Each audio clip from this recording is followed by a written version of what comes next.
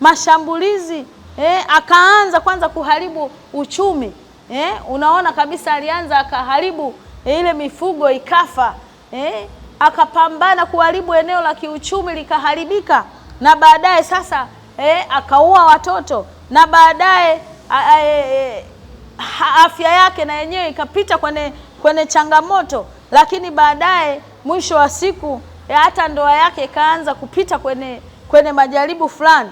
Lakini ukiangalia haya yote yalikuwa ni sehemu ya kuharibu lile kusudi la Mungu, kumzuia afike mahali akate tamaa, afike mahali ashindwe kuendelea mbele. Kwa hivyo watu wa Mungu, ni vizuri sana kuhakikisha tunasimama vizuri, ili kuhakikisha hali zetu za kiuchumi zinasimama, hali zetu za kiuchumi zinakaa sawa. Tamani kupiga hatua, hasa eneo la uchumi. Kuna watu nyumba zimeuzwa kwa sababu tu ya madeni. Kuna watu wanapita katika hali fulani ngumu, wamejikuta majambazi kwa sababu ya kukosa pesa. Mtu wa Mungu, tunahitaji kuwa na hali nzuri ya kiuchumi ili tuweze kuendelea. Haijalishi ni mambo gani ambayo unakutana nayo, jambo la msingi hapa ni kuhakikisha unapiga hatua kuweza kufikia lile kusudi la Mungu. Bwana Yesu asifiwe. Mungu anatuwazia mema kila siku. Mungu anatuwazia yaliyo mema. Ameturuhusu tuweze kumiliki na kutawala katika dunia hii. Lakini kwa nini shetani awe na nguvu kuliko sisi? Tunaona jinsi gani aliweza kumvamia huyu Ayubu, akaharibu mali, akaharibu mahusiano yake na mke wake, akaharibu baraka yake ya watoto, akaua watoto, lakini bado akamuharibia mahusiano yake na marafiki zake. Wao ndio wakawa wa kwanza kumwambia akufuru Mungu. Mtu wa Mungu, tunahitaji kusimama na Mungu. Bwana Yesu asifiwe sana. Ni kweli Ayubu alipitia mambo magumu sana. Kwa hivyo mtu wa Mungu, usidharau nguvu ya pesa. Biblia yenyewe imesema pesa ni jawabu la mambo yote. Huduma zinahitaji pesa. Ili watoto wasome wanahitaji pesa. Ili maisha yako yawe sawa, yaboreshwe vizuri, uwe na uwezo wa kufanya 1, 2, 3, unahitaji hali ya kiuchumi iwe imekaa vizuri. Sasa watu wa Mungu, kuna watu wanasema wanadharau changamoto hizi za kiuchumi, wanashindwa kupambana kuhakikisha wanazitatua. Leo sikia neno la Mungu.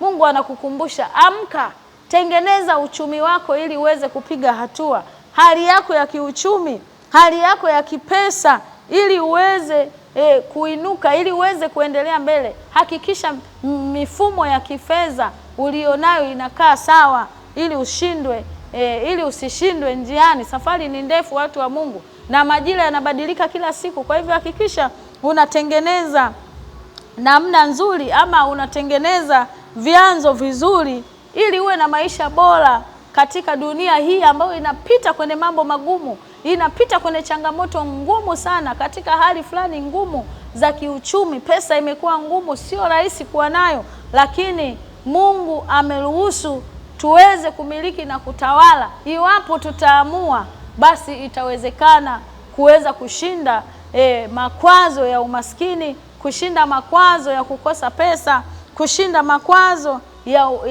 ya ile roho ya kuombaomba, kwa sababu Mungu bado anatuwazia yaliyo mema. Bwana Yesu asifiwe sana. Sasa yako mambo ya msingi ili kuinuka katika eneo la uchumi. Haleluya. Nimesema hivi kwamba ili tupige hatua, kuna mambo lazima tuhakikishe yanakaa vizuri. Haleluya. Eneo la kwanza nimesema mahusiano yako na Mungu lazima yawe vizuri.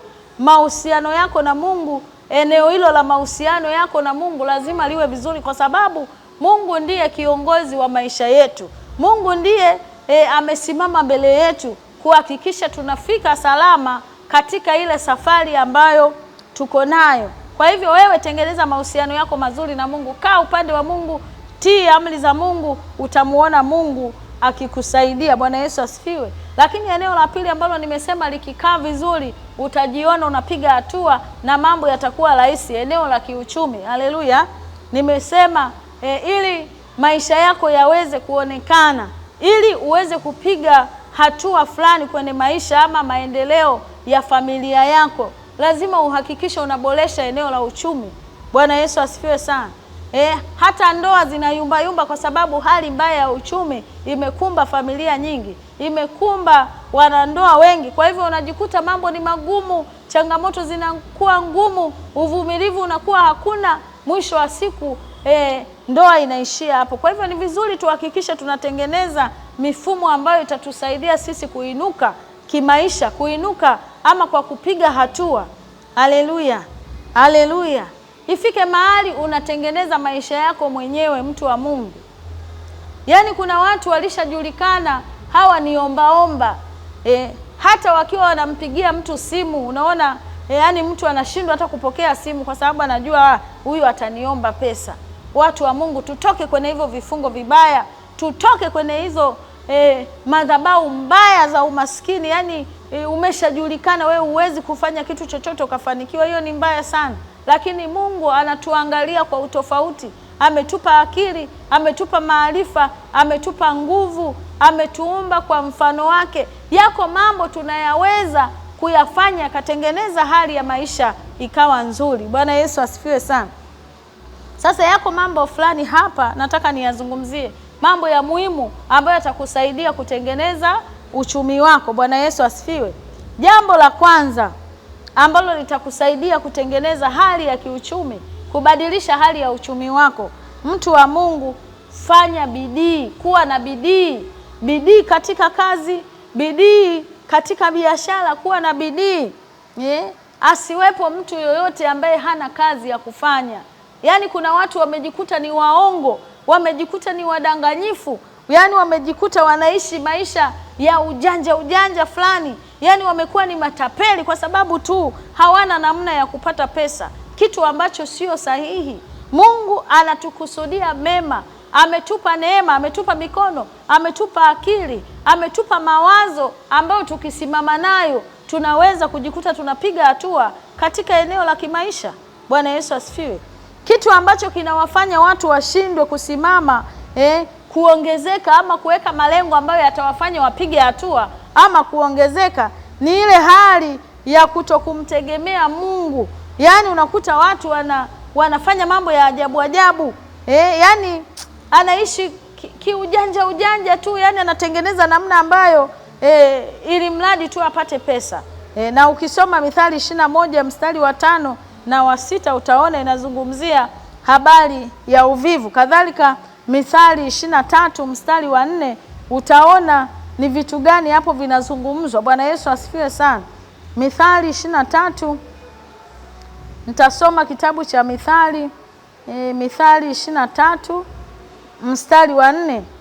Mithali 23 mstari wa 4, neno la Mungu linasema hivi: usijitaabishe ili kupata utajiri, acha kuzitegemea akili zako mwenyewe. Bwana Yesu asifiwe. Mtegemee Mungu, muweke Mungu mbele, utaona mambo yananyooka, utaona mambo yanafanikiwa. Kuna watu hawana biashara,